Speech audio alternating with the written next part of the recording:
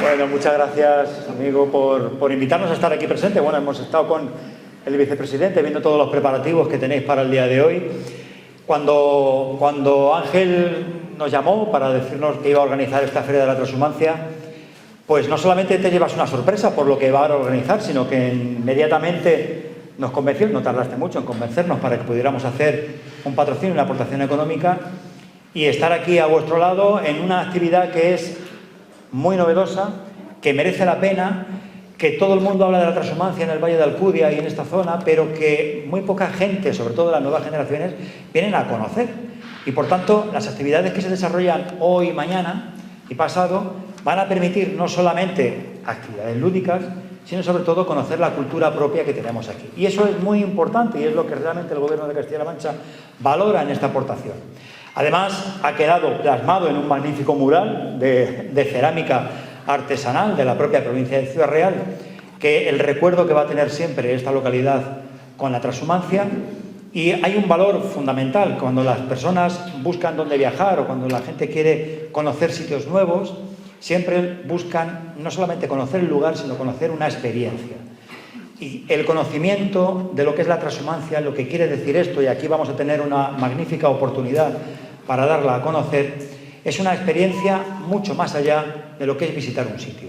Y eso es lo que realmente estamos valorando desde el Gobierno y por eso el apoyo que le hemos dado a esta festividad, vamos a llamarle festividad, a esta actividad que organizáis en este pueblo. Además, estáis aquí prácticamente todos los del municipio, más la gente que hayáis venido de fuera y por tanto el ambiente es magnífico. Estoy seguro que vais a disfrutar mucho. Nosotros estamos encantados de poder estar a vuestro lado y esperemos que tengáis una experiencia y unas jornadas geniales. Seguiremos juntos para las próximas ediciones que podéis desarrollar. Muchísimas gracias.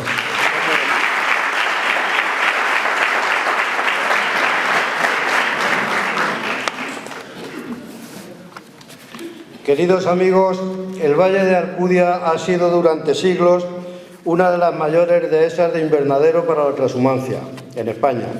La amplísima superficie de pastos de esta comarca ha configurado un tipo de sociedad estrictamente agropecuaria en la que el aprovechamiento ganadero constituye la base de su actividad socioeconómica. En Alamillo queremos poner en valor todas aquellas tradiciones que tanto significaron a lo largo de los siglos. Recordemos que la transhumancia comenzó a practicarse en el siglo XIII, concretamente en el año 1273. Actualmente esta actividad está reconocida por la UNESCO como manifestación representativa del patrimonio cultural inmaterial. Y hoy aquí en Alamillo tenemos a personas muy expertas en el tema y de las que les presento seguidamente.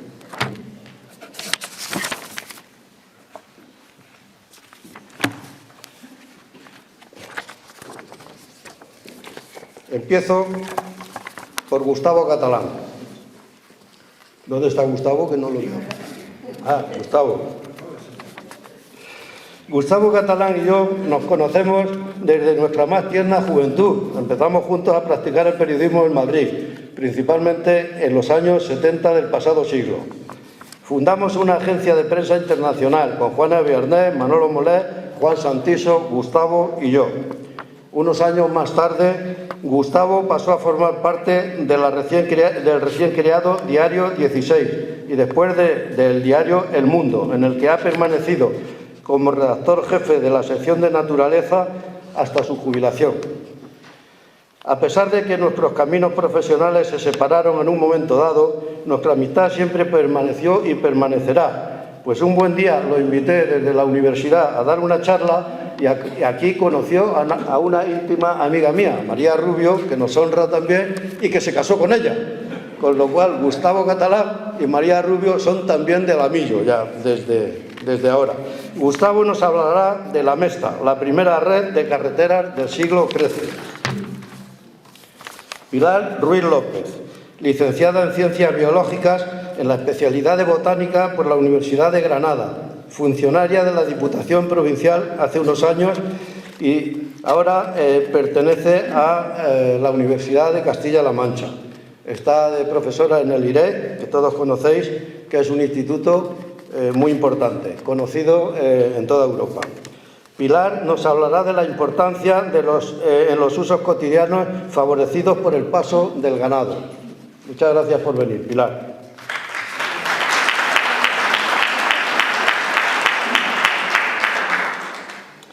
Carmelo García Romero, de la Sociedad Española de Agricultura Ecológica, SEAE, Toledo, Ciudad Real, veterinario titular de Almodóvar del Campo, veterinario del Cuerpo Nacional, veterinario del Ministerio y la Consejería de Agricultura, investigador, profesor de máster y divulgador de la ganadería ecológica, doctor en veterinaria y académico experto. Nos hablará de la transhumancia en la ganadería y en la agricultura ecológica.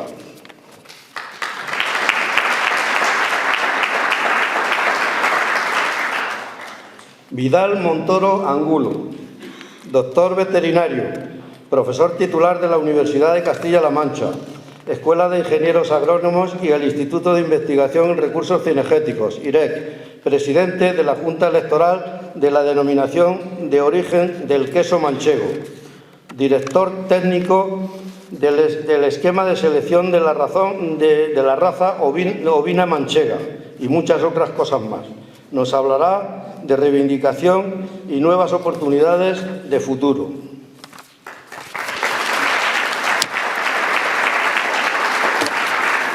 Santiago Rodríguez, nuestro amigo Santiago Rodríguez, es el moderador de la mesa y tiene la palabra. Nos hemos criado entre los sones de cencerras de las ovejas merinas que llegaban todos los otoños a nuestro hermoso Valle de Alcudia desde las lejanas sierras de Guadarrama, en la provincia de Segovia, Cameros en La Rioja y el puerto de Oncala en la provincia de Soria. Rebaños conducidos por los serranos, acompañados de sus pastores de esta tierra nuestra. Hombres sufridos, parte del mismo campo, capaces de estar la mitad del año lejos de sus familias. Se extingue aquella transhumancia en nuestro valle y muchos de esos hombres que son nuestros padres, abuelos y bisabuelos ya no están, pero su alma sigue entre encinas y retamas en invierno y en los prados de las montañas en verano. Estoy para hablar un poco de la Mesta, que es una institución que nació ni más ni menos que hace 8 siglos y que la fundó Alfonso X el Sabio, pues para empezar a organizar esto con los pastores, con las ovejas y de lo que en un momento determinado España fue un poco líder. Vale. De lo que España fue un poco líder, ¿no? Porque la lana merina y la lana de las merinas y tal era muy cotizada en Europa y se exportaba pues muchísimo. Bueno, pues en fin, quiero aprovechar esta oportunidad para hablar de una de las personas más relevantes que ha habido en el mundo de la transhumancia, que es Suso Garzón, que ha muerto hace 4 meses y que, bueno, pues es el momento preciso de hablar de él, puesto que ha sido una de las personas que mayor iniciativas ha tenido con este asunto de la transhumancia. Suso fue un pionero de esto de la transhumancia, porque cuando era niño, aunque nació en Madrid y aunque vivió cerca del Retiro, pues precisamente llamó mucho la atención el paso de las ovejas en los años 40 por donde él iba al colegio, ¿no? Y esto ocurría 2 veces al año. La ida hacia las serranías de Cuenca y los montes universales, y la vuelta de nuevo pues, hacia las tierras de Badajoz, de Extremadura, de estas tierras también. En fin, que el hombre aquello le gustó mucho, o dejó una impronta en su vida, y con el transcurso de los años se dedicó un poco a las cuestiones de medio ambiente, entre las que él encajó la transhumancia cuando empezó a declinar y cuando empezaron a no hacerse tantos trasiegos de ganado entre unas provincias y otras, entre los pastos de invierno, los pastos de verano, en fin, todo lo que ha significado la transhumancia. Pues, como os digo, él montó el primer consejo de la Mesta, que fue una asociación que empezó a preocuparse por esto y a divulgar el asunto. La cosa es que él montó también los primeros recorridos que hubo de nuevo por Madrid a partir de los años 80 y que empezaron a salir en la prensa y a verse y sorprender sobre todo a la gente que no estaba acostumbrada a haber pasado por años de 2.000 ovejas y que dejaba las cacas, y bueno, lo que sabemos por ahí, por lo que hay acá, ¿no? De la copla, pues eran las ovejas. La cosa es que Suso Garzón fue un hombre dedicado al medio ambiente y especialmente a esta parte, pero aún así pues también se dedicó a todo lo que es la defensa de la naturaleza, y como tal pues se fundó un montón de asociaciones, entre ellas suenan a Edenex, Fondo Natural de la Naturaleza, y la propia asociación de la transhumancia. Como ha dicho Gustavo, la importancia de las vías pecuarias, aparte de su gran extensión, son 125.000 kilómetros de longitud que llevan a casi 430.000 hectáreas ocupadas, es lo que representa un 1% de la superficie de la península ibérica.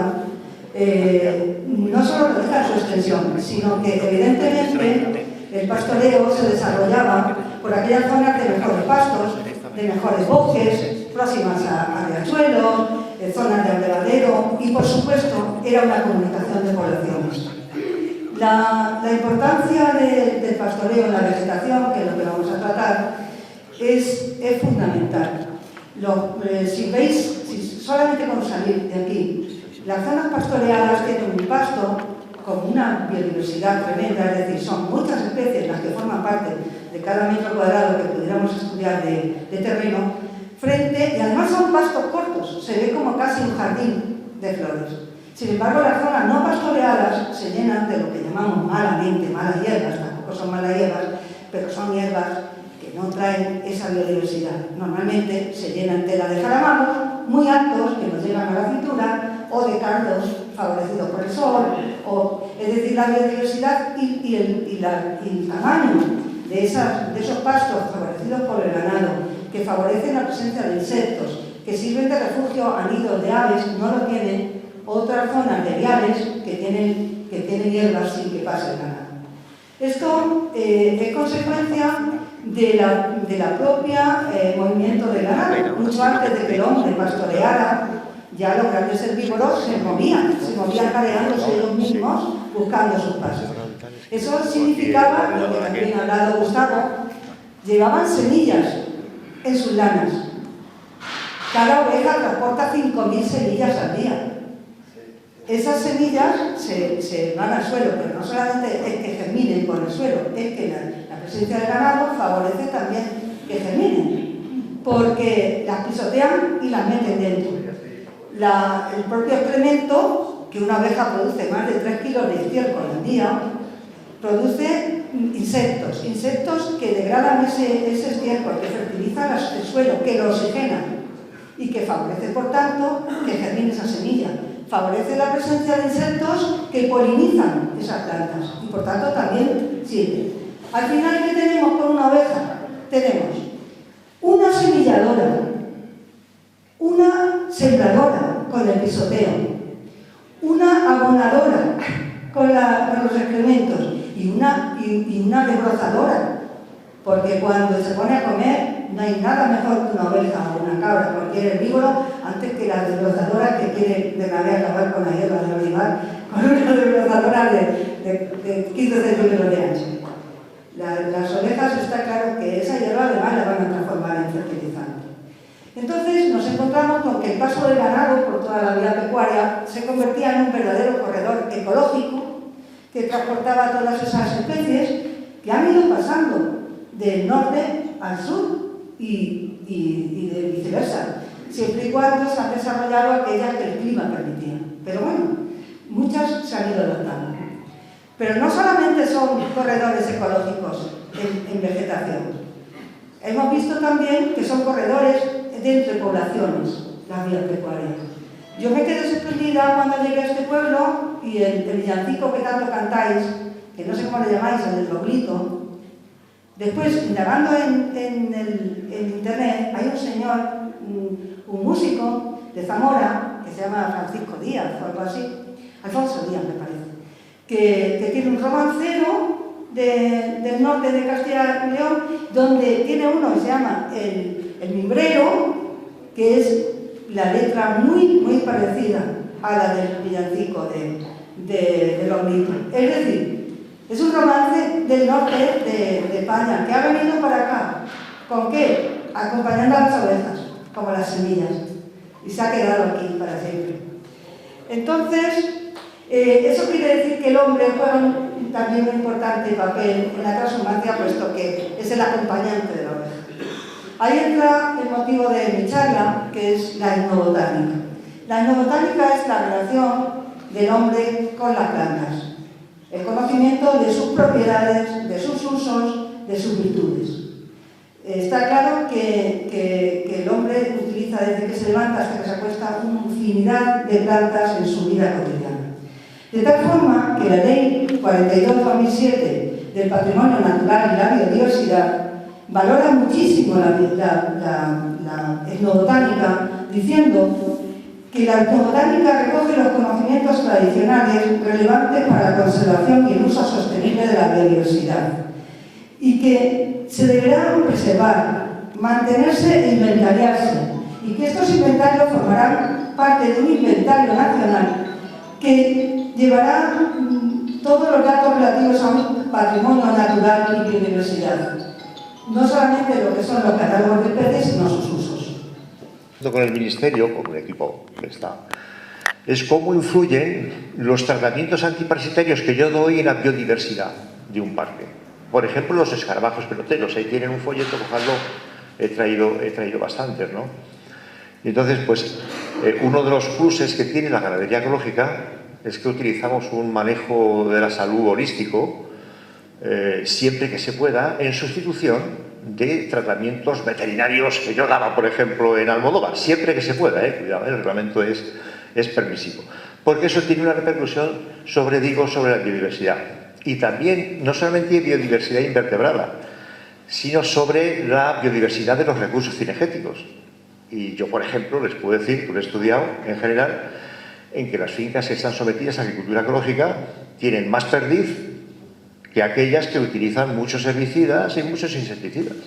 Y eso está estudiado, en relación concretamente con la perdiz. Y también podríamos hablar, por ejemplo, de la liebre, ¿no? Las Vegas, por ejemplo, de Toledo, ¿no? En este sentido. Es decir, que tiene muchas bondades lo que es la ganadería ecológica, además de que es una alimentación sana, que no tiene residuos, etcétera, etcétera. Pero aquí nos vamos a centrar en relación con lo que es el medio ambiente. Y en definitiva, en la ganadería ecológica es una gestión que lo tengo aquí para luego ver un poco las bondades y no cansarles mucho, ¿no? Lo importante es que yo les dé el mensaje en esta zona tan bonita y decirles que, bueno, que no es ningún ogro si alguien quiere hacer ganadería completamente ecológica extensiva en estos parajes, ¿no? En definitiva, es una gestión integrada. Perdón, no se oye bien esto. Es una gestión integrada, sostenible, entre los animales y el medio, en donde se maneja por una parte el agrosistema y hay un manejo al mismo tiempo desde el punto de vista zootécnico. Con una característica, es que siempre la alimentación de la ganadería ecológica está basada en el pastoreo. Y el pastoreo, no voy a repetirlo, porque Pilar lo ha dicho muy bien, tiene muchas virtudes y bondades. Y además, antes se ha dicho también, ¿no?, de que las ovejas llevan las semillas, ¿no? Bueno, los estudios acreditan que el ovino mueve muy bien el banco de semillas del suelo. O sea, no porque lo diga yo, sino porque hay estudios que lo acreditan, que es un poco decir, ¿no?, que llevan las semillas, que las pesadean, muy bien explicado, por cierto, lo que ha explicado. Pero lo cierto es que el ovino, particularmente, reparte lo que son las semillas en el suelo, mueve esas semillas del suelo y luego es un magnífico controlador de la flora arbense, ¿no?, porque controla muy bien, siempre que se ajusten bien, obviamente, las cargas ganaderas en el agrosistema. Bueno, en definitiva, desde el punto de vista de la gestión, pues es un sistema de producción que tiene un bajo impacto medioambiental. No vamos a decir cero bajo impacto, pero tiene, porque son sistemas muy extensificados y donde se utilizan concretamente muy pocas sustancias de síntesis químicas, ¿no? Hemos visto con los estudios que, porque una de las cuestiones que tiene la ganadería ecológica es que es la calidad diferenciada. Es decir, que si uno está, no sé, por ejemplo, uno está en una denominación de origen que tiene un Rolex y que tiene una marca de calidad y encima es ecológico, pues tiene otra marca de calidad completamente y eso tiene una calidad diferenciada, ¿no? Es decir, que en definitiva es lo que se va caminando, ¿no? Es decir, tener productos locales, de proximidad, no de fuera, los nuestros, que tengan una alta calidad diferenciada. Y para eso las razas autóctonas a veces no nos dan mucha calidad. La cantidad me refiero, pero la calidad sí se paga. Y son importantes, entre otras cosas, porque tienen una gran resistencia, por ejemplo, a las patologías. Y esto hace llevar mucho mejor lo que son los planes de salud y planes de bienestar. Bueno, aquí, no sé, una raza típica del valle, que es la Barenda en blanco y negro y en colorado, y luego el famoso merino nuestro, ¿no?, y sus cruces, además de otras razas que están cambiando, por cierto, por aquí. ¿Ahora? Bien. Esta es una diapositiva para decirles que hay una gestión diferencial desde el punto de vista de la salud. Entonces, en ganadería extensiva ecológica, la salud se controla con un buen manejo del pastoreo. Oiga, el pastoreo hay que saber manejarlo. Una buena adecuación de las cargas ganaderas, porque en los estudios que hay, ¿no?, y que hemos hecho, hay una relación directa entre los niveles de infección y niveles, por ejemplo, de parasitosis, que son los mayores riesgos que tiene la ganadería aquí en Alcudia, son las parasitosis. Y luego en apoyo, que yo no voy a repetir lo que ha dicho Pilar, es decir, apoyo, si hiciera falta, apoyo de las terapias naturales, ¿no? Y, por ejemplo, el enebro, pues es un gran desinfectante, por ejemplo, para quitar bicheras. Es decir, que va fenomenal, ¿no? U otros, por ejemplo, la ruda es un buen antiparasitario, que se utiliza fenomenal en este sentido. Yo siempre digo, y esa es una cultura que se ha perdido y que la ganadería viene a recuperar esa cultura tradicional, pero oiga, hacer ganadería ecológica no es hacer lo que hacía mi abuelo, ¿eh? Se conserva el sistema tradicional, pero también se proyecta un moderno sistema de producción en donde se incluye la fitoterapia y cosas más avanzadas que se nos escapan, que es la homeopatía también, en ese sentido, pero los quedamos. Yo siempre digo, en los cursos míos de formación, que todos los problemas, todas las soluciones que necesita la ganadería, las tenemos en el territorio. pero si no las conocemos, es decir, que es fundamental empezar a conocer nuestro propio territorio. Y además tengo que decir también, porque luego se me va a olvidar, que ese es un gran atractivo para que el hombre o la mujer, el joven ganadero o ganadera, vuelvan al medio rural. Porque esto no es, hacer ganadería ecológica no es detrás de las ovejas, es decir, se necesita una gestión. Y eso es un atractivo para la gente joven, porque luego todo lo que produces lo vendes en el mercado local, ¿no? Es decir, que es un sistema moderno, no es un sistema rutinario de producción. Y todo este manejo de esta ganadería extensiva ecológica, desde el punto de vista sanitario y desde el punto de vista zootécnico, pues tiene unos beneficios, oiga, está claro. Es decir, que por eso se paga a los ganaderos ecológicos, porque realmente el ganadero extensivo ecológico es un gran conservador del territorio. Ya lo es el extensivo en sí, el extensivo ecológico se le exige algo más, ¿no? Un esfuerzo más en ese sentido. Y uno de los beneficios que tiene es que ese pastoreo ecológico, con un ajuste de cargas ganaderas, claro, no puedo meter en Alcudia 15 ovejas por hectárea, porque seguramente me estoy cargando el agrosistema, ¿no? En función de los sitios. Pues se ha visto que se cierran mucho mejor todos los ciclos del carbono, del nitrógeno, de flujos de energía. Hay una mejor capacidad de retención de agua. Es decir, hemos visto, por ejemplo, que cuando no llueve, bueno, este año ha llovido mucho, pero cuando no llueve, los suelos, por ejemplo, sometidos a un manejo ecológico, tienen una mayor resiliencia desde el punto de vista no solamente de los pastos, sino de la agricultura ecológica, de una cebada ecológica, de una avena ecológica, etcétera, etcétera. Yo siempre digo que es un modelo ecológico, es una mejor elección para conservar un territorio, y que no en un parque natural, es que estamos en un parque natural, en ese sentido. Y es una solución buena desde el punto de vista del Valle de Alcudia. No quiere decir que todos sean ecológicos. Sí hay algunos ganaderos ecológicos en el Valle de Alcudia, que yo los conozco, pero que sepan que es una opción, y que es una opción concretamente que se paga, ¿no? Porque de alguna forma el ganadero ecológico está conservando ese territorio. Otro de los grandes beneficios que tiene es que se ha visto, es que, y luego tengo ahí un ejemplo de una dehesa, es que contribuye eficazmente al control de incendios. Es decir, una de las cuestiones que se está haciendo en los parques naturales, por ciertos ayuntamientos, si se les paga, es, por ejemplo, meter ganadería caprina desde el punto de vista del control de incendios para el control de esa biomasa, ¿no? En ese sentido. Y aquí es importante lo que es la transhumancia. O sea, muchos de los problemas de incendios que tenemos es que no hay transhumancia. Yo no sé, pregunté, creo que a Ángel o a mi amiga Anabel, le preguntaba y tal, cuántos transhumantes había. Yo, cuando estaba en Almodóvar en el 78, había muchos transhumantes.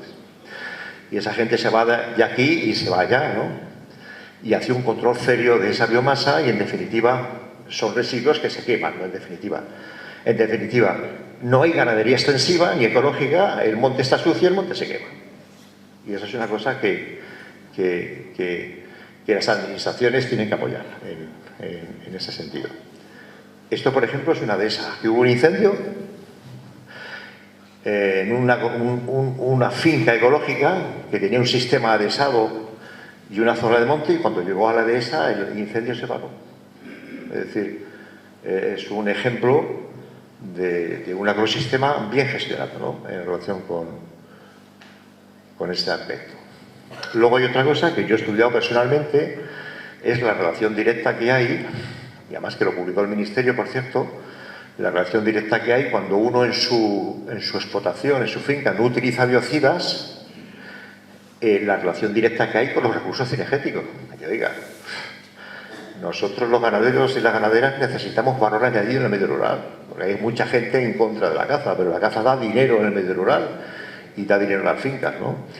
Y ya digo que, en relación concretamente con la perdiz, las fincas que tienen agricultura ecológica, que no utilizan herbicidas, insecticidas, que están matando el 80% de los alimentos que toma una perdiz, porque ¿cuál es la proteína de un pollito de perdiz en los primeros 21 días?